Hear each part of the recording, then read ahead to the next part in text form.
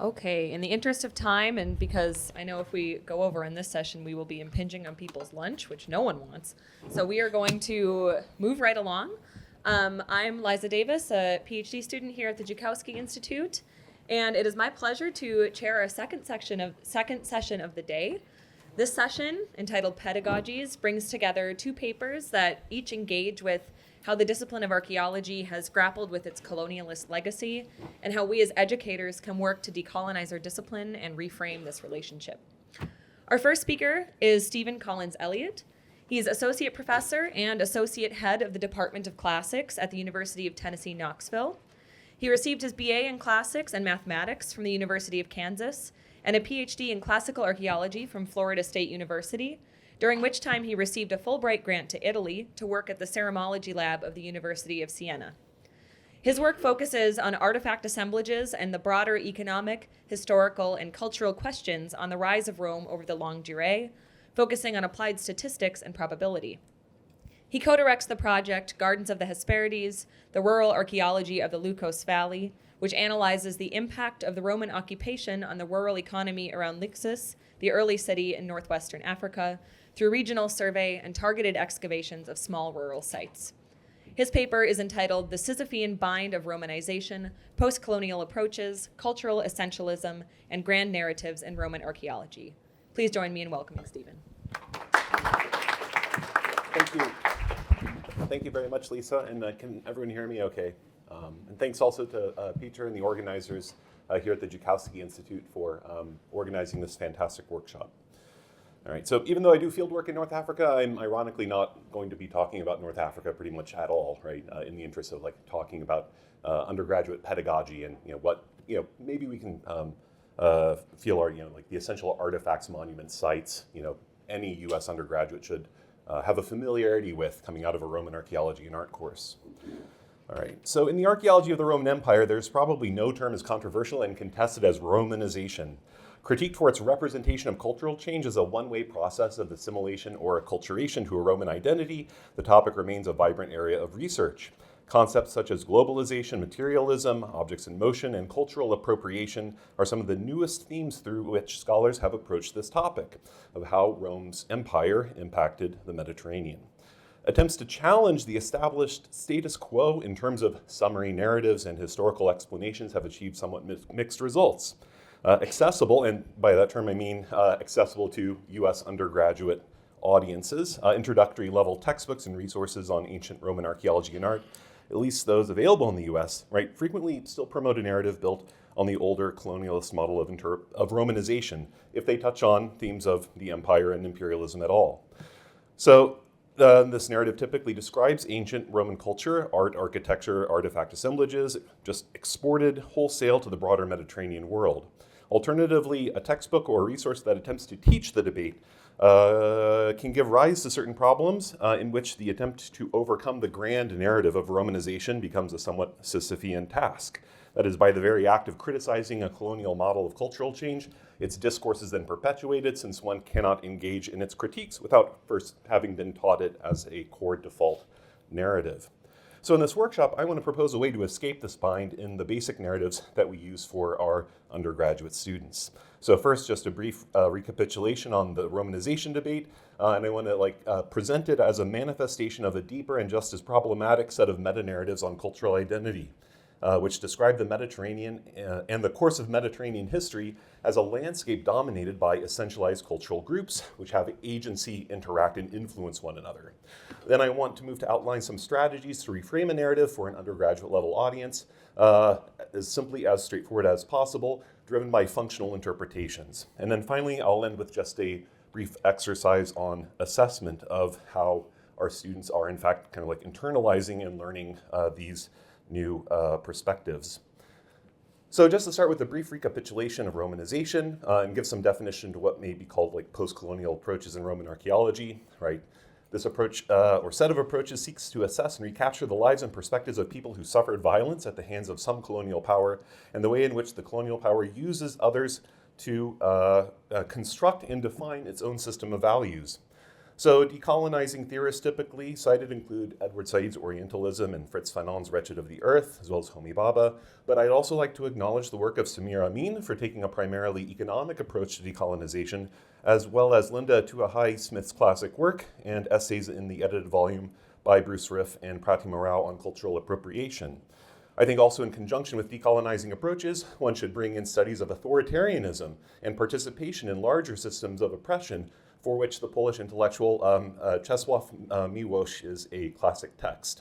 So a lot of this is coming out of my own personal inspiration and participation in the EOS Africana Receptions of Ancient Greece and Rome seminar, Reads for Black Lives, that paired us together with faculty and students from a variety of different institutions. So my group includes students from like Yale, Bryn Mawr, Memorial University of Newfoundland, and also the University of Pittsburgh. And we actually still don't have a name for ourselves, even though we meet, like twice or so a semester to do group readings and things like that. So all of this is, I want to just emphasize, I feel very much like, I'm still always an active learner looking to incorporate these approaches into my work. And so if people have comments or critiques, I'm more than welcome to hear them. So, just briefly defining what we mean by Roman imperialism as well in terms of concrete terms, as it relates to the art and archaeology of the Roman Empire for an undergraduate audience, I think is essential to kind of stipulate actually physically, materially, what happens in terms of concrete actions that people are perpetrating. And as the problems of Romanization are probably well known to the current audience, and I want to be as concise as possible, without a doubt, a good many of the collaborators or victims of Rome's wars went on to become Roman in just a pure juridical sense of obtaining Roman citizenship. But the argument that provincial subjects went on to embrace a cultural identity of Romanness is another matter entirely. And so this view, which was interpretable in the archaeological remains of provincial societies, was promoted by Francis Haverfield starting in 1905, which of course has direct links with contemporary British colonial ambitions and its civilizing mission. And so, following some critiques, in the 70s, especially by Marcel Benabou, the English-speaking world really took off in terms of its critiques of Roman imperialism.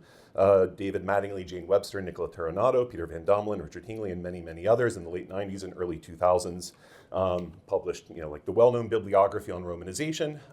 And I want to focus, however, on some of the noteworthy pushback against this project of reappraising the material manifestations of Rome's empire. And so Filippo Corelli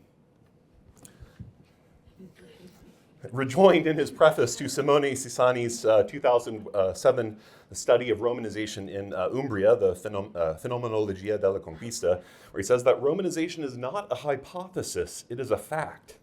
Without taking it into account, medieval and modern European history, in particular, Southern European history, would be incomprehensible. One just need but think of the diffusion of the Romance languages. Now, this is a statement that actually, I think, has something to unpack in it. On the one hand, it raises the question of the ability to imagine other discourses, other narratives, and other perspectives, Even though the past may not change, history can and does as a function of the present. But Corelli's assertion always also speaks to the way in which historical investigation can do harm or be destructive for a sense of present identity, perhaps even his present identity, in which everything is contingent upon the ancient past. But of course, the question is always, for whom is this harm or damage done to? Another critique of Romanization, came from Andrew Wallace Hadrill's 2008 book, Rome's Cultural Revolution, who, while trying to argue for bilingual or multilingual models of cultural identity, nevertheless rejected notions of hybrid identities, further endorsing cultural transmission as a process of Rome's conquest of the Eastern Mediterranean, channeling goods people westward in a process of diffusion driven by Roman military campaigns and the resulting plunder that flooded back to the city of Rome in Italy, as natural as a human heartbeat. And before I proceed further, I also want to state that I somewhat regret, or maybe very much regret, using the term post-colonial in my title for the same reason that Aborigine activist Bobby Sykes stated in an academic conference on post-colonialism when she asked, what post-colonialism have they left? Decolonizing would probably be a more accurate label for all these approaches, but then after Eva's talk, I'm not so sure that's even correct either. But still, criticisms of Romanization and attempt to decolonize Roman archaeology itself as representing nothing other than seeing the mirror of our own times in the past and further habilitating the existence of contemporary empires subsequent to the decolonization movements in the 1960s. As Sviatoslav Dmitriev has noted, right, post-colonial theory, in his opinion, helps to conceptualize the post-colonial survival of the British Empire. So more recently, or comparative more recently, still about a decade ago, John Miguel Versluis and Martin Pitts have advocated for globalization as a more useful analog for understanding the effects of Roman conquest, the movement of things, the paradigm of things in motion, or cargo, as described in the edited volume by Daniel Padilla-Peralta, Caroline MacDonald, and Matthew Lower, Rome, Empire of Plunder, which uses this concept of cultural appropriation as a broad label to describe any kind of cultural borrowing. But this is, however, in marked contrast to the way in which cultural appropriation is used to refer specifically as a metaphor for exploitation, the degradation and the disparagement of a minority identity by a majority. And so, in this sense, the limits and appropriateness of cultural appropriation were, in a paper in that volume by Grant Barker, explored for the discomforting way in which, right, this idea of cultural appropriation implies an older vision of essentialized cultural units, kind of like associated most strongly with Johann Gottfried Herder. But one could even go back further, right, even to like Herodotus and other folk ethnographies and just general human prejudice of others in terms of what we mean by cultural identities. And so this is the view, right, that cultures as group identities are comprised of just specific qualities and characteristics. And again, I don't want to go through another review of a bibliography that you can easily find in Trigger's History of Archaeological Thought. But cultural essentialism remains intrinsic to and part of much of archaeology, right, via 19th century anthropologists like Tyler and early 20th century archaeologists like Child. While associating archaeological cultures with political identities, language groups, or otherwise any sort of ethnic identity is typically forewarned, this has not really stopped the treatment of cultures as if they are collective groups that possess agency.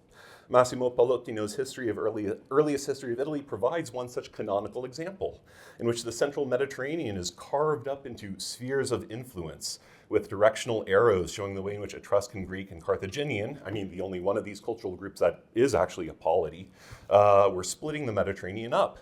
And in part this is owed to the subjective position of our historical sources, like with Herodotus, for example, not bothering to name the specific Etruscan city-states that allied with Carthage in fighting the Phocian colonists off Alalia circa 535 BCE, referring to them collectively as Tyrrhenians. Only Agila, that is Trivedi, receives mention for the noteworthy fact that they proceeded to murder their Phocian prisoners of war. So we're only able to capture the identities of agents involved so far as our sources have described them, or as far as we ourselves are willing to go to define that identity for them. And so cultural essentialism exists now as it did in the past, but the question is whether or not we are really interested in using it as a baseline category of analysis for understanding human interaction, and moreover the dynamics around power in the ancient Mediterranean. And this is, of course, not to deny that cultural, ethnic, or otherwise group identities have importance and meaning for people, for individuals and groups, for making sense of themselves in the context of their own heritage and the heritage of others. And in this light, Sean Jones's brilliant work, I think, definitely did not receive the attention that it deserved for its time. And so we should consider, right, in terms of whether we're going to perpetuate, right, culture as identity, as definition, or as Jones puts forward, culture as practice, right, as a form of habitus, right? And so the consequences, right, of repeating these narratives that frame archaeological developments time and time again as these essentialized, almost ethnic blocks is apparent, for example, in Stephen Tuck's History of Roman Art. In many ways a very excellent and solid textbook, which kind of at the outset, however, frames the emergence of the city of Rome kind of like in this frontier space between a clash of civilizations, right, that has as its origins a world dominated by the Greeks and the Etruscans, who were rapidly expanding throughout Italy to control its rich resources and exploit its critical geographical position in the Mediterranean for their own purposes, which sounds a lot like the way in which maybe like 19th century and 20th century colonizing nation states behaved. And so with respect to this quote, I think we can both like critique and also maybe even praise Tuck's explanation, because it speaks to the type of problematic essentialization of cultural identity that Jones takes on, but, you know, and which I think we should abandon, but retaining the more positive aspects of this passage, like its concision and simplicity, right? The ability for people to readily grasp it. Can this kind of be harnessed in turn for an undergraduate audience? And so in the last part of this paper, I want to outline kind of like what maybe an undergraduate level course on Roman art and archaeology can do, what it can focus on to disrupt this conventional narrative of historical and material change predicated by cultural groups. This model is in the upper level, but can be scaled down for more introductory level courses, right? And, you know, again, I'm not really satisfied with these labels, especially Roman Republic. I mean, give me a better term than Roman Republic in Italy or Hellenistic Italy to describe, say, the period from the 5th to the 1st century BCE, and one might as well just use that chronological, the boundary for the second unit into which the course is divided. And so the way this overall structure works here is that, right, two key themes, actually go back, are highlighted out the outset. First, the subjectivity of identity, right? Whether for the observer or the observed, as well as its historical contingency, right? All identities have kind of a place and a time. Second, power, the relationships of people to one another, the pull, leverage, cooperation, conflict that permeates any society. And so kind of like proceeding throughout the first and the second units here, right, are like where I emphasize like crucial concepts, right? So for prehistory, concepts of mobility, settlement, agriculture, long distance exchange and distribution.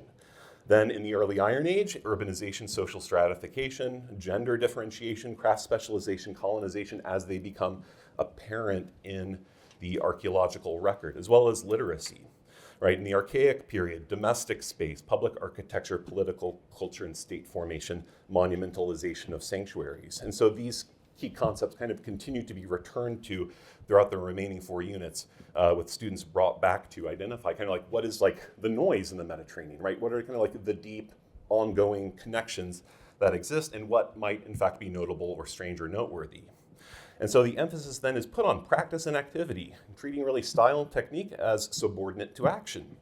And I just want to give one example that in the interest of constraints of time, one that may not seem at first blush like really important for Roman archaeology, but the sanctuary at Pedagogy, modern Santa Severa, first excavated in the 1950s by La Sapienza, as I think a site that serves as a really useful case study.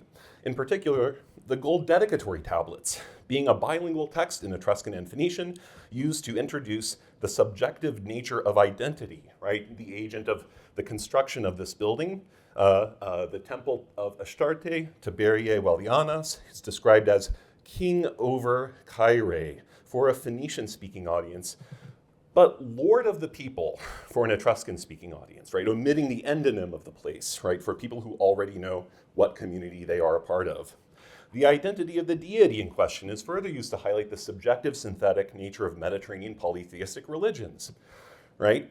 Is it a sanctuary of Uni or Astarte, Juno, Hera, or Eleutheria Leucothea, right? If like a student can learn to just kind of like sit with the discomfort of there being multiple perspectives in place at time from multiple different sources, the dedicatory tablets or later authors, I think that's an okay thing to have.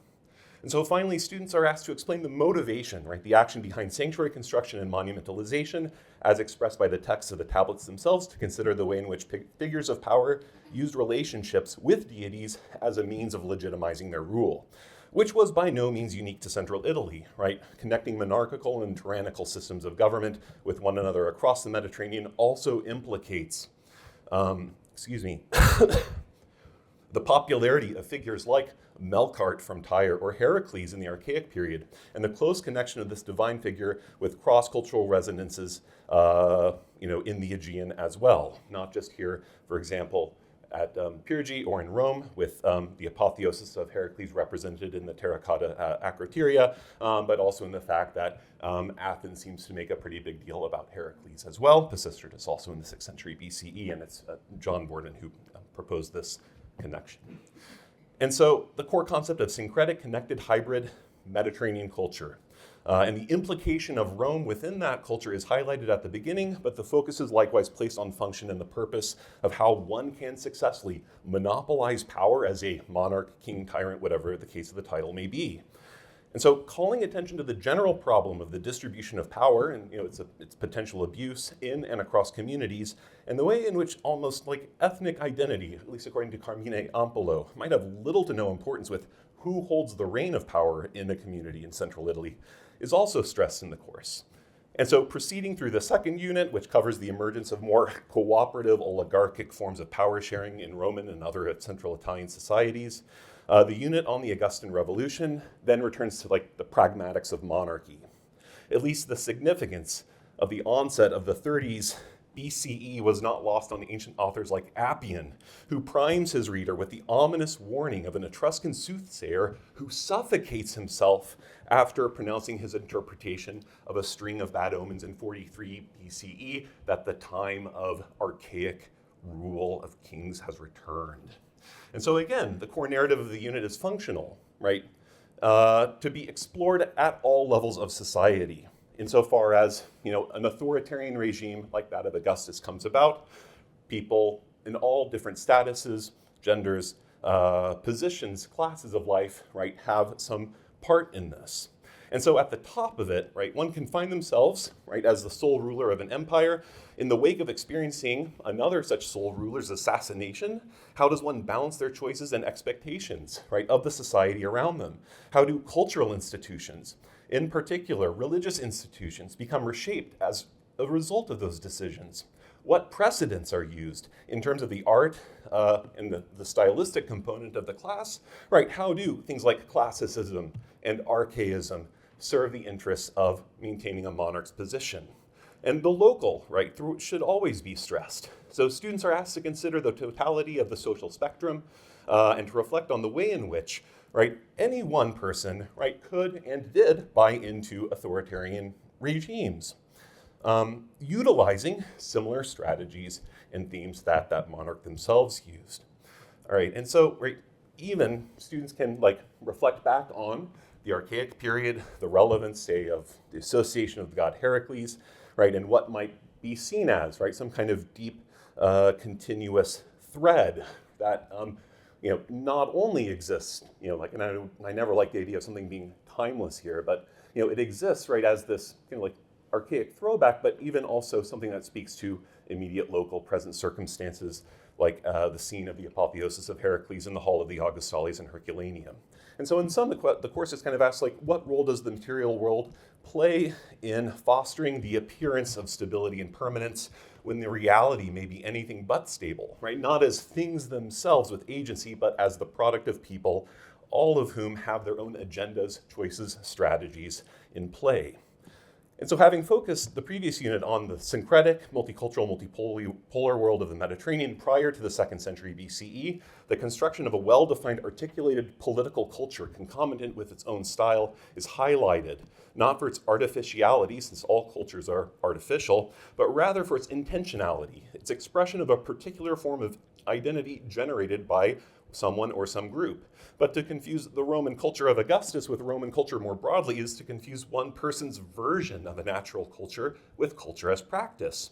Students, therefore, also reflect on the obliteration of local identities that occurred as part of the Augustan Revolution, comparing the end of the 1st century BCE with the way in which non-Roman cultural practices were largely perpetuated even as Rome's Republican Empire grew, whether in the continuation of Etruscan used by colonists in North Africa, or in local cult centers such as that of Cid Babai or Sauridus Pater on Sardinia, whose temple was renovated along Italic models, not in the Republican period, but under Augustus. And so stressing the real-world pragmatic concerns on the part of agents who choose one way or another, right? It's not only the substance of history, but archaeology as a form of history that asks questions about and from material evidence. And while high-level choices, like whether to go to war or not, have far-reaching consequences, the micro-level choices made by individuals in their own communities, such as property transfers between marriage and divorces, what to buy, what to sell, whether to participate in a sacrifice or not, what to plant on their farm, the choices that also individuals are constrained by, right, or deprived of by other people, such as enslavement, deserve as much attention in the study of the archaeology of Rome's empire.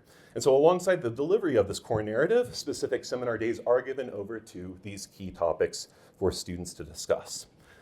And so this pedagogical approach, which seeks to provide kind of like direct, instinctive, or emotional considerations for tracing the shape of archaeology in the Mediterranean, while maybe it might be accused of being atheoretical or even anti-theoretical, I think is like furthest from the intended goal, right? It's part of the study of history, both for surface level narratives that satisfy everyone, as Ibn Khaldun noted in his Muqaddimah, but also the study of deeper causality of events.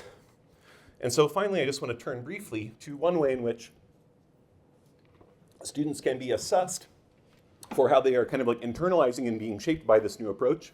Something I've done in my History of the Roman Republic class, which is doing more practice theory. Except practice theory kind of as Bourdieu did it, using quantitative analysis like multiple correspondence analysis.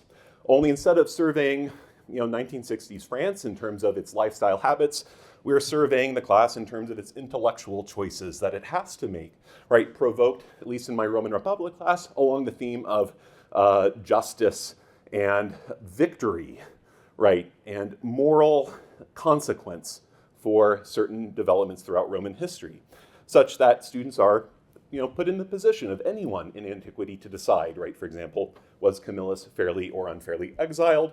Who do you think is most responsible for the collapse of the Roman Republic?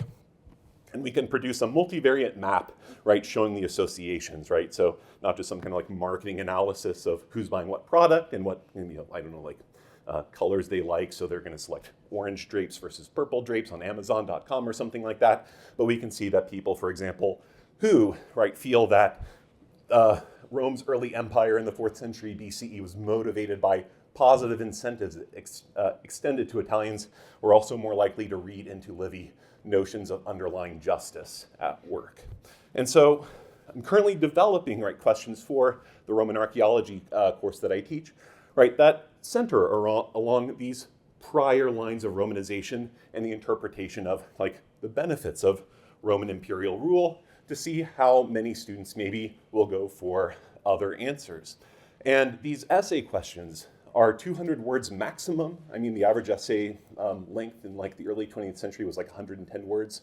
And so students have to cite evidence. And so we can even see, right, if the class is making their opinion based on the same body of data, or rather they're picking and choosing different things that they want to select in order to prove their or establish their position. So Rome's empire is subsequent to a well-connected Mediterranean, and in some ways I think its economic and cultural imprint maybe should be treated as overstated in some ways. Roman institutions, after all, could serve to blockade and impede that pre-existing Mediterranean connectivity and integration, but by better qualifying the specifics of what the agents are, what the representatives of the Roman state are, what they did and did not do overseas, where and to whom, can lead to a more accurate appreciation of what its empire entailed, and how in its own historical context and our own modern attempts at decolonizing, we might serve to highlight the costs of that empire rather than its benefits. Thank you so much. You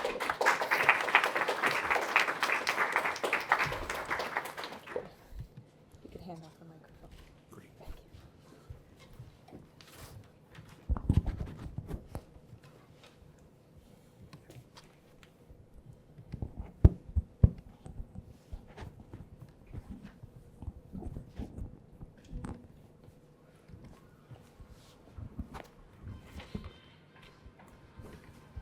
Okay, fantastic. Thank you so much, Stephen. Our next speaker is Dr. James Newhard. James Newhard, RPA, is Director of Archaeology, the Director of the Center for Historical Landscapes, and Professor of Classics at the College of Charleston. As a landscape archaeologist, he focuses on the interplay between environmental and human history. As an informaticist, his work focuses on the application of data and geospatial science within archaeology and history. He has served in leading roles on archaeological projects in Turkey, the US, and Greece. In 2005, Dr. Newhard served as the inaugural Director of Archaeology and has served as either Director of Archaeology or Chair of Classics for the better part of his career. Newhard earned a dual Bachelor of Arts in Classical Art and Archaeology and Classical Languages from the University of Missouri an MA in Classics from the University of Cincinnati, and a PhD in Classical Studies from the University of Cincinnati. His talk today is entitled Consilience and Resilience, Mediterranean Archaeology at an American Undergraduate University. Great. Thank you, Liza. And thank you for the organizers, the Joukowsky Institute, for this workshop. I am very, is this coming in? Okay, good. I am very happy to be here and to hear the ideas being shared this weekend. We are at an interesting time. Informatics have broadened our methodological toolkit and means of dissemination, the very ways in which we consider our shared laboratory of the ancient Mediterranean. And our lab is being broadened spatially, temporally, conceptually to include a wider range of people, places, and periods. This is all exciting, and there is much good here. I'd like to contextualize my thoughts within a very real condition. What do I tell the student who sits down in my office and tells me that they want to be a classical archaeologist? Well, the first thing I tell them is don't. Classical archaeology is a hard row to hoe, and there are plenty of other career options out there that are equally rewarding with better employment opportunities. Preparation for classical archaeology means going to graduate school via a highly competitive process, and if one survives the meat grinder, you're rewarded with a horrible job market. I continue for about 20 minutes. Either the student takes a hold of their senses, or the description of the pain and horror only excites them further. If that's the case, I start in and I describe their next 4 years. The route of most continues to be matriculation into either a graduate program in classics or art history or an interdisciplinary program such as our host this weekend. Invariably, this means preparation to an advanced level, still in ancient Greek and Latin. Some people may say that there is some latitude here, but in a highly competitive graduate school landscape, you tell me on average which student is going to get the deeper look, the one with Greek and Latin at the advanced levels, or the one with only one of the two languages, the student with none. The student is going to need to learn as much as they can about this place that they wish to spend their time studying, as much as they can. Greek and Roman history, a diachronic understanding of social, political, economic, and religious systems. They're going to need to get a grip on the stuff, textual, and material data sets. Ideally, the textual data includes more than Euripides and ventures into subjects such as epigraphy and non-canonical subjects, which is really interesting. I mean, it's interesting stuff all over the place. But ideally, the material data goes beyond the Parthenon to consider domestic and non-elite, non-public objects. If this sounds boringly conservative, as if I'm paraphrasing advice from 40 years ago, I am to an extent doing that, yes. If a student wants to do this, I'm looking to have them beat the odds in a highly competitive space. Becoming a well-rounded undergraduate classicist is going to be the safest bet. I will also tell them that archaeology is archaeology. Archaeology is not anthropology. Archaeology is not classics. Archaeology is a thing unto itself. I've worked in the Mediterranean in the United States, digging a hole, walking a field. We all do this, right? What differs are rules and regulations, soil types, and states of preservation. The theoretical constructs and frameworks of interpretation, increasingly, that toolkit is indistinguishable. Methods, generally speaking, are the same. Now, we can talk about the boxes being bad, but we all know what the boxes are, right? Tools, techniques, we're pulling from the same, drawing from the same well. Theoretical constructs, also increasingly shared. So while the student nerds out on classics, they're going to need to get a grip on the theories, methods, and basic tools of archaeology writ large. So how does this translate into a student's training? At the College of Charleston, our students can take advantage of a large and vibrant classics department and an interdisciplinary program in archaeology. Classics has 8 full-time faculty and 2 thriving major tracks. One major focuses on the classical languages and the other on classical cultures with or without ancient languages. The department boasts one of the largest undergraduate programs in the country and a faculty with expertise in literature, history, and archaeology. In the last 10 years, many of the courses have realigned to focus on the study of the Mediterranean world as a multicultural networked space. The faculty, mostly under the age of 40, research and imbue in the students an understanding of these systems, as well as consider the issues of reception and the ways in which past or more modern systems, but still in the past, those systems of power and structure have raised some aspects of these societies to the forefront of our attention while rejecting others. So while I emphasize the credential of a major in classics, what we do in those courses is dramatically different from what was done, let's say, 15 years ago. Our interdisciplinary archaeology program views the field of archaeology with a wide lens. 20 years ago, oh my God, it was 20 years ago. I grade early, okay, let's just say that. Right? When I arrived at the university, I began networking with other campus archaeologists housed in anthropology, art history, and geology, which led to the creation first of a minor, then a major program in archaeology. The major has been active for about 10 years, currently graduates around 8 to 10 students per year. Of the 46 bachelor's programs in archaeology, Charleston is one of the largest according to data provided to the Department of Education. So at Charleston, archaeology is an interdisciplinary program drawing on faculty and curriculum from 10 different cognate fields. The core of the program comes from classics, anthropology, and geology, centering bedrock concepts of earth history, the methods of archaeological inquiry, and the development of major patterns of archaeological thought. Together, these core courses give students a sense of archaeology as a discipline with deep history in broad range. Beyond the core introductory classes, students complete core work in 3 different areas: the arts and the humanities, the social sciences, and the natural and data sciences. Each curricular section is populated by courses in the cognate disciplines. This tripartite structure requires students to engage outside of their chosen niche, and it was by design intended to bring anthropology, archaeology majors into the Mediterranean, classical archaeology students into North American subjects, and to expose all students to approaches in the natural, spatial, and quantitative fields. In many instances, this cross-training is very effective. It makes a great deal of sense for a student interested in Rome or Athens to recognize that cultural resource management is not another name for the Section 106 process, but rather that all archaeology occurs within a regulatory framework.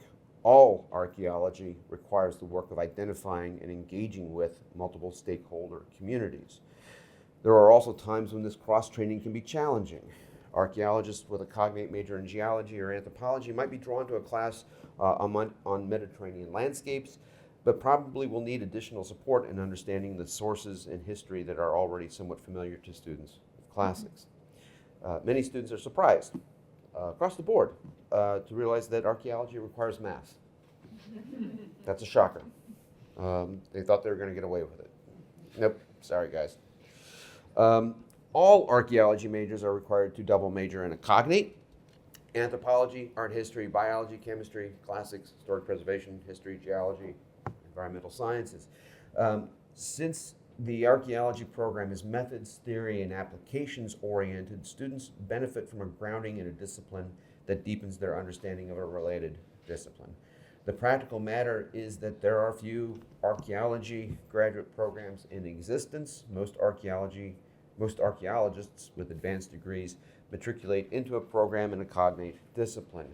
The second major allows students the preparation and credential to move their education forward. All students in the IPA, the interdisciplinary program in archaeology, so we've got our 10-year anniversary coming up, so the local brewery is getting a College of Charleston IPA for the IPA. Sorry. All students in the IPA at Charleston are required to participate in a field school. Increasingly, and particularly during the recent pandemic, other opportunities such as research assistantships and internships have been submitted and substituted. Students are advised to complete field school early and to work in their global region of interest if possible. Many classical archaeologists go to Europe or Western Asia for their training, but some seek field school training closer to home. Regardless of where they go, the skills are equally and easily applicable to many cultural contexts. Students who have learned artifact analysis in Sterrett-Krause's ancient Mediterranean glass lab on campus, for example, were found to be highly skilled, especially at field recording, during a campus excavation of a 19th century site I led in 2021. So between the archaeology major, the cognate field, and the field school requirements, students graduate with the basic qualifications of archaeologist as defined by the U.S. Office of Personnel Management. Regardless of their cognate major, students can and do find employment in a variety of spaces where the qualifications is that of a major in archaeology or cognate field. Most people, when they hear or cognate field, we say, oh, that means anthropology, because who gets a degree in archaeology? Well, our students do. The curricular structure provides opportunities and challenges for faculty. Upper-level courses in Mediterranean archaeology must be designed to accommodate students from other cognate majors. These courses cannot assume knowledge of the broad outlines of Greek and Roman history, as if they could if the courses were limited to classics majors. Developing courses that appeal to a wider population of students encourages and actually gives safe space for Mediterranean archaeology faculty to bring in approaches from other areas that they normally would incorporate in their research, but would be otherwise viewed as possibly too sciencey for classics. In a recent course on ancient households, for example, Sterrett-Krause incorporated anthropological theory, case studies from the ancient Mediterranean, and archaeologically focused studies of 21st century American households. Students still focused on Mediterranean contexts, but they also explored the value and limits of ethnographic analogy and universalizing theories and cross-cultural comparisons. A course that was originally taught as the Greek Dark Ages, back in the Dark Ages, is now a course on complexity, right? Using the Greek Iron Age as kind of a laboratory for discussing broader theories of social complexity. So the IPA has proven to be an effective program in developing students to become successful in postgraduate programs in Mediterranean archaeology. Those students who excel in both languages and have engaged in fieldwork and research assistantships find themselves moving to an MA program that feed into later PhD programs, or less frequently, but still directly into PhD programs. However, this is not the only career path, because IPA students carry with them the qualifications for immediate entry into the heritage management industry. Some take the offers. Others enter K-12 education, given their skills in Latin, and find themselves successful, given their additional competencies in history, geography, and earth sciences. Still others enter postgraduate studies in areas such as historic preservation and geospatial studies. In short, classical archaeology at the undergraduate level provides students with extreme flexibility for a variety of career opportunities. This is by design. We're more than a feeder program for graduate schools. While we enjoy seeing former students at professional meetings and seeing them succeed, the larger health and survivability of the program in the field writ large is predicated on us being more than this. The more we have classical archaeologists in positions in CRM, state and federal agencies, K-12 education, and elsewhere, we make a more effective claim that the subject, and non-professional majors in general, we make the claim that these subjects are justifiable as a pursuit of study. You can geek out on these subjects for 4 years and yes, become employed. It happens, right? Because of the credentialization inherent in our archaeology program, more students are encouraged to engage in studying Mediterranean archaeology, knowing that they have options beyond just going to the grad school meat grinder. Our archaeology students develop their skills in GIS, digital data management, archaeological theory, as well as the more traditional knowledge bases assumed of classical archaeologists. And these skills make them invaluable team members on Mediterranean projects, and these same skills allow them to explore employment outside the academic world. While a number of students pursue the traditional path of pairing archaeology with the language-intensive classics track, there is some discomfort within this path for some. And in the last few years, there has risen a group of students in our cohorts, students who are attracted to the Mediterranean but eschew the languages and choose to co-major in anthropology, sometimes picking up advanced work in one of the languages, sometimes not. Right? The high-performing among them make a play for advanced studies but run amok because they're not prepared for a traditional North American program within classics. And their area of focus leaves them with few options given the paucity of Mediterranean archaeologists housed in anthropology programs. This is changing, but it's slow going. Although we define Mediterranean archaeology as more than Greece and Italy, the institutional divisions within classical and non-classical archaeology are still barriers. A second challenge is the expense. We encourage field school and theaters that may be potentially the students' future laboratory. For classical archaeology students, this means field work in the Mediterranean. Typically, this means an extra $10,000 to $15,000 to their college experience. This privileges a demographic that does not help our diversity as a discipline in either terms of race or class. National scholarships, such as the Waldbaum via the AIA, are small compared to the overall cost and skew towards upperclassmen or first-year graduate students. At the College of Charleston, our students are in the field as early as the end of their first or second year. Our students are typically overqualified by the time they're eligible for those funding sources. These challenges, moreover, do not all lie on the student side. Managing an interdisciplinary program is challenging in the best of times. Because all IPA faculty are posted to cognate departments, loyalties to the IPA are most often secondary to their home departments, in which they receive course assignments, evaluation, tenure, and promotion. At Charleston, all courses are pulled from partnering programs. Embedding archaeology courses within cognate programs eliminated one tension, that being the need to steal faculty from cognate majors, cognate programs, to teach in the interdisciplinary. Anthropology 202 is required of all majors in both anthropology and archaeology. Classics 104 satisfies a number of requirements for the classics major and minor. Most courses in archaeology are going to double count for archaeology in a cognate major, and oftentimes, sometimes triple count with the way in which we run our general education requirements. As such, archaeology doesn't pull faculty from the departmental duties, but rather draws students to courses, to majors. This is good business, right? It leaves the program with interdepartmental networks, but very little institutional agency.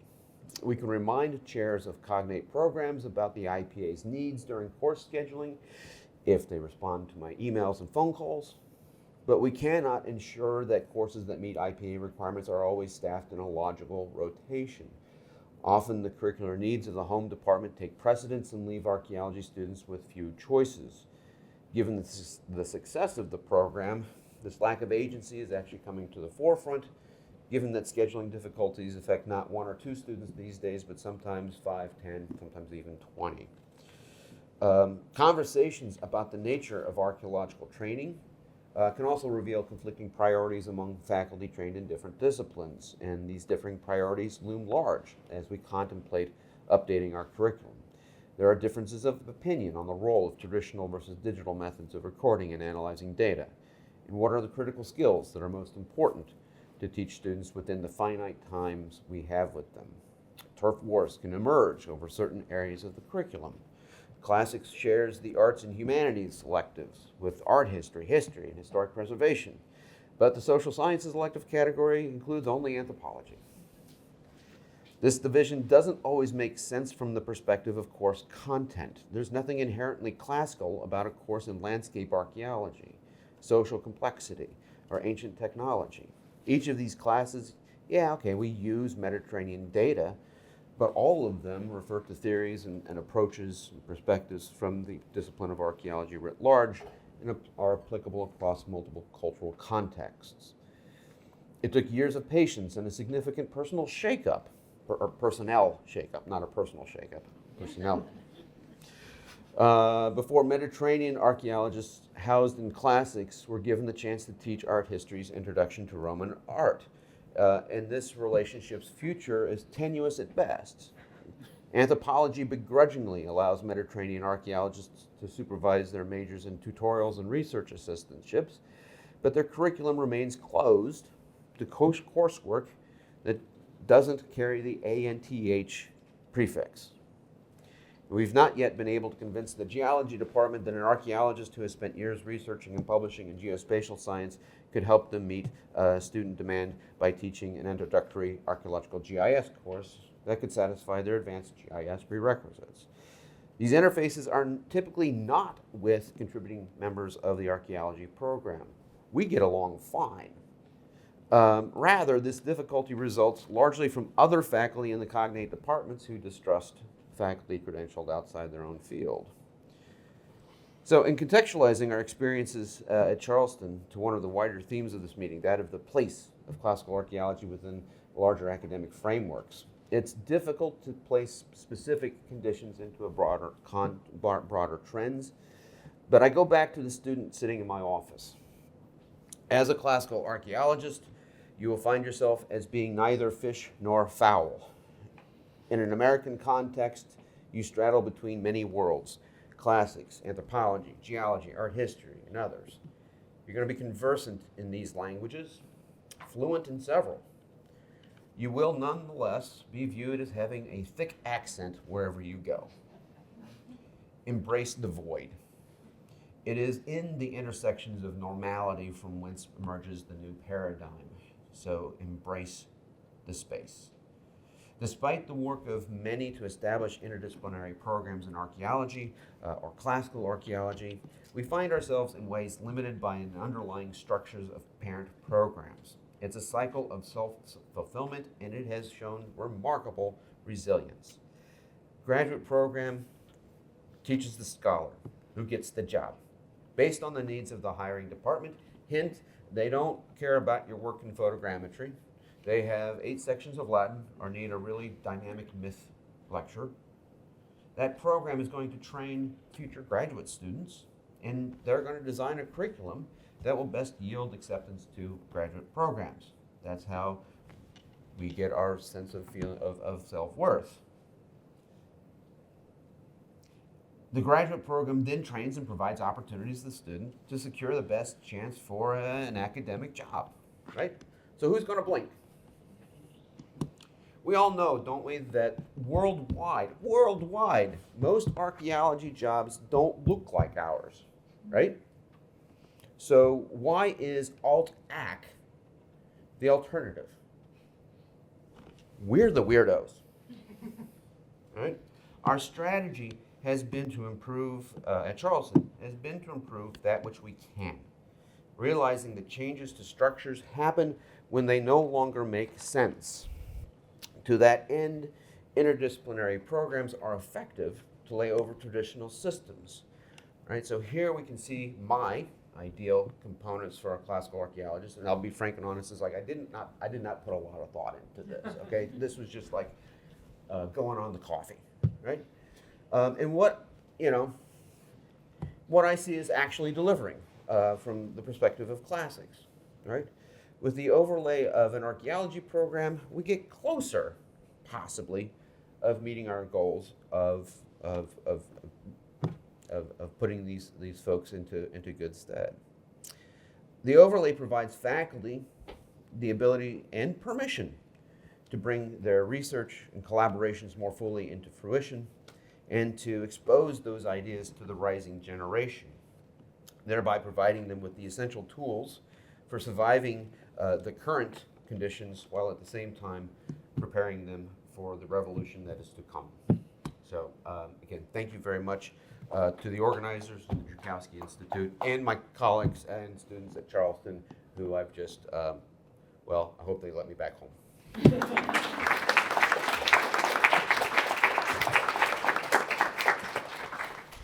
Ask you to take the mic. Yeah. Great. Thank you so much to both of our speakers. I'd like to invite them both back up here for a brief Q&A. We have about 5-10 minutes. And obviously we can continue these discussions over lunch. So does anybody have any questions? I'll pass around a microphone. Thank you both for sharing some really insightful and obviously practiced thoughts here on how we should best teach these things. And I guess I had questions for both of you, and I'll start, Jim, if you don't mind. Have you guys been able to set up any kind of, not really formal, but relationships with CRM firms or state agencies that like know about your students and are interested?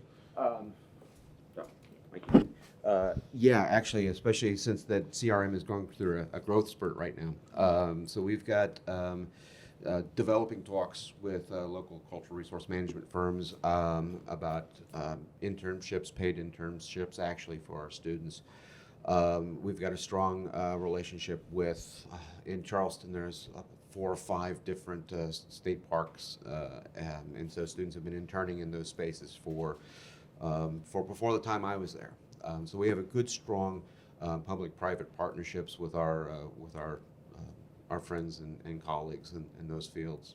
That's great. And do they have any apprehensions of the students that are more classically focused in their education, or do they look at your archaeology program and say, yes, this is what we want? Oh, no, no. We have a problem at Charleston with the students because they don't understand that there's a big historical divide between North American and Mediterranean archaeologists. That's actually something I have to school them on as they leave. So no, there's no. Okay. Yeah. Great. Yeah, I can keep going. Stephen, I was wondering, for the class that you described, where, in a degree program, like where does that class sit? Is that an introduction to the subject, and is it meant to be a first step, or is it meant to be the final word that a lot of students will take on how to engage with some of these topics in the Roman world? So at the undergraduate level, it is kind of like the final word. I mean, of course, it's like at my institution, we don't really have like rigorous prerequisites like for upper level archaeology classes, simply because the enrollments won't fill, right? So you're kind of always caught, teaching students who are not majors. This will be their only exposure to like Roman archaeology, and in that case, I kind of like set my mind to say like, well, like someone who's going to go off into the world and hopefully lead like a happy, productive life and an ethical one too. Like what lessons can they take away from my class that will contribute, right, to kind of like a fuller vision of what life can offer them. So, but then also, yeah, teaching. I mean, and that's the eternal problem of I think every classics department and major is that every student has read like the Antigone 5 times. So, there is a certain amount of repetition somewhat for students who have taken our like sophomore level introduction to Mediterranean archaeology. So, thank you.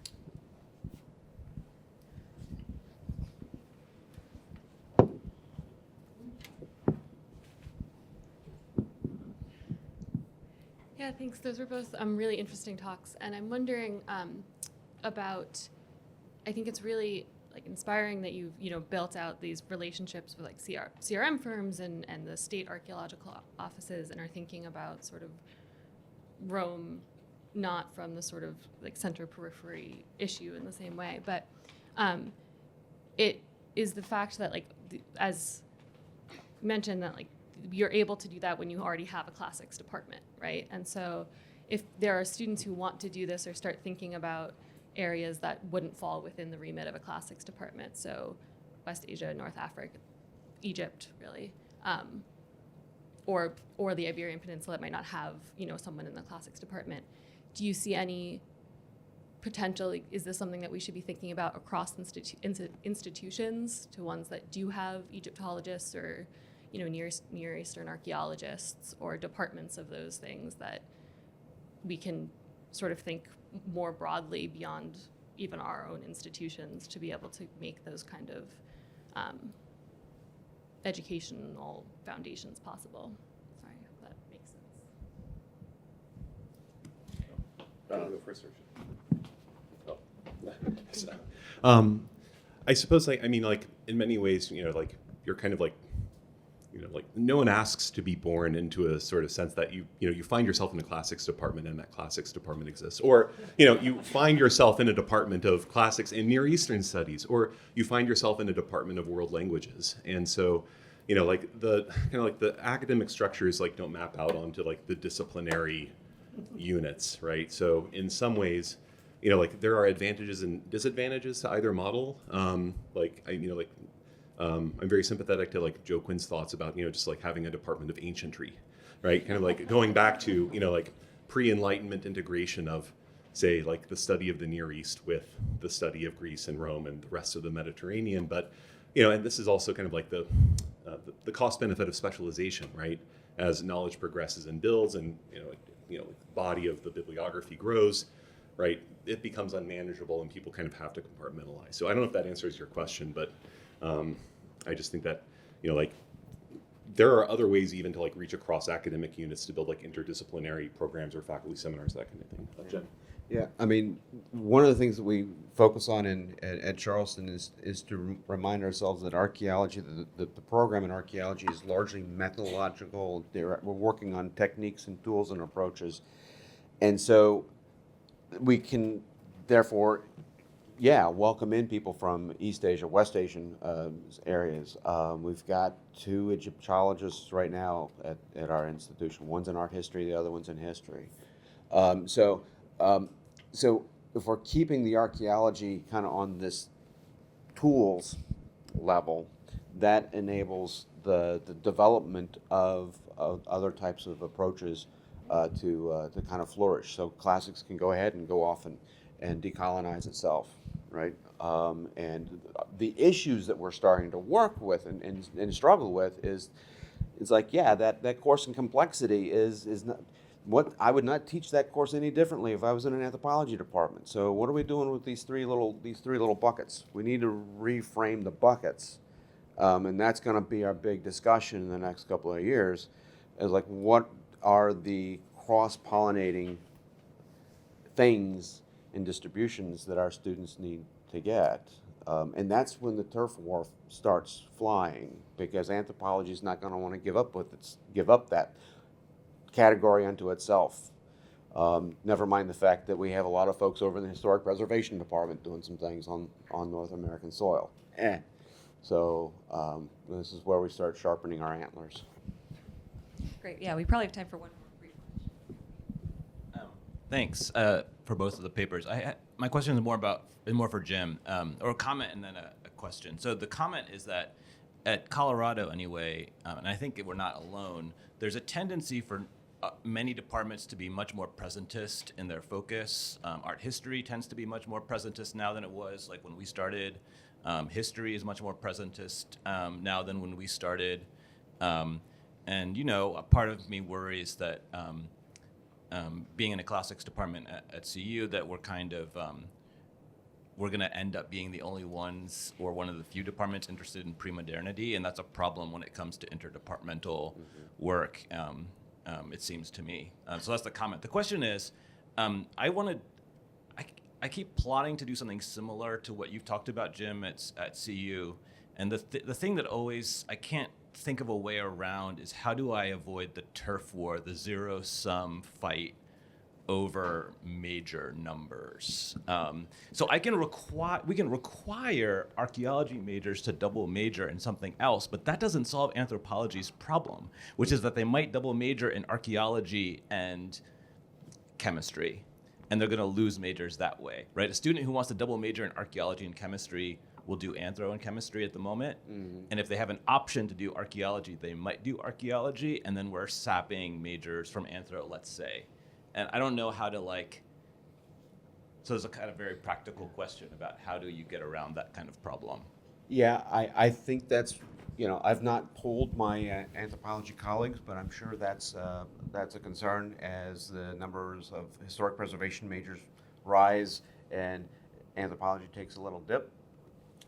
But it's, I don't know what you're going to do about it.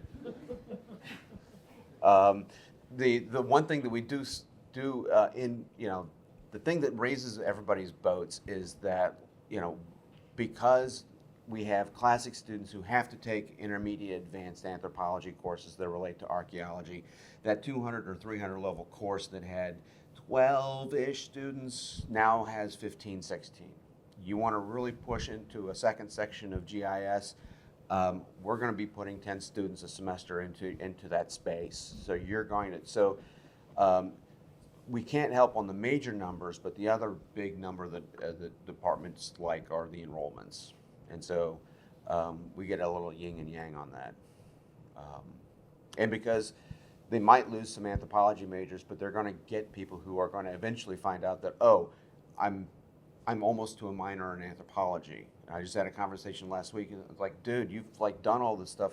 You need to go triple major because you're like 9 credits shy of an anthropology department, an anthropology major. You just go do that. So they get some pickup as well. Fantastic. I think we do have to move on to our lunch break now. Really quickly, I do want to mention there is a table of free books downstairs for your perusal, so make sure that you make time to check those out, and join me in thanking our speakers once more.